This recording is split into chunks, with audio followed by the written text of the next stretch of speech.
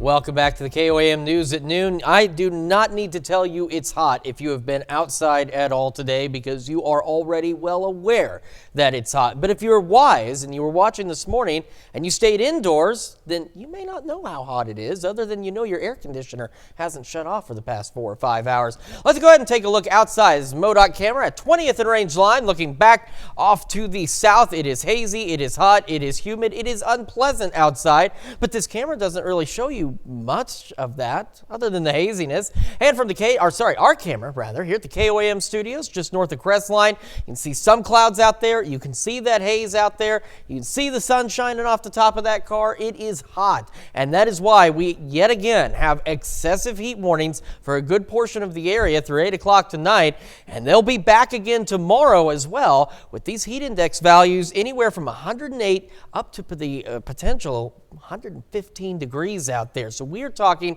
dangerous heat. How hot is it? Well, it's hot enough that I'm standing on the wrong side of the screen. That's how hot it is. 91 in Joplin. Now keep in mind, this morning at 5 a.m. we were in the 80s with a heat index. It's even worse now. 91 feels like 97. That dew point is 70. Humidity is at 50%, and just a few clouds out there, not enough to block the sun from heating things up. Over in Pittsburgh, a wee bit cooler, but when you factor in the humidity and that dew point, doesn't really make much difference. 89 feels like 94 out there. And then take a look. So we talked about the storms this morning. We actually had a few showers pop up.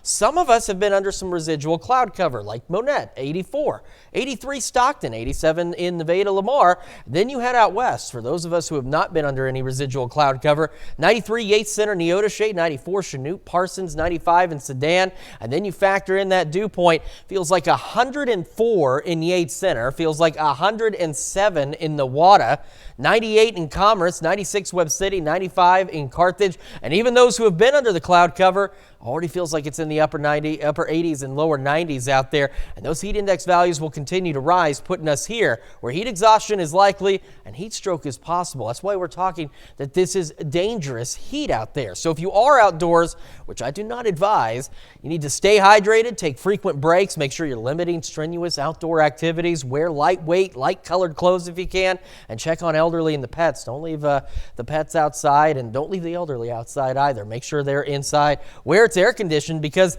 it's not going to get any better from here, not for the next several days. We're still looking at making highs for most of us into the lower 100s. The clouds will continue to clear as we go into the afternoon.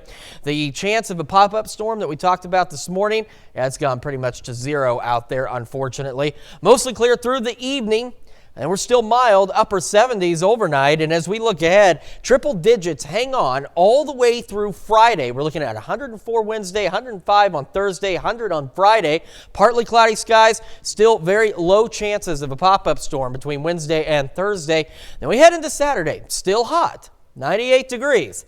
Then we get rain chances increasing Sunday and Monday, and our temperatures finally take a break from this oppressive heat and drop back into the upper 80s and lower 90s. So yeah, that's still warm. That's still a bit on the toasty side, but that is nothing compared to 105 degrees. So at least once we get through the next few days, we do have some relief on the way, but we got a lot of 100-degree readings to get through between here and there.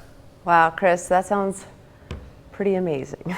Yeah, and 89 degrees is going to feel great compared to 105. Absolutely, absolutely. Well, stick around. We're making peachy keen cream pie in the Mr. Food Test Kitchen after the break.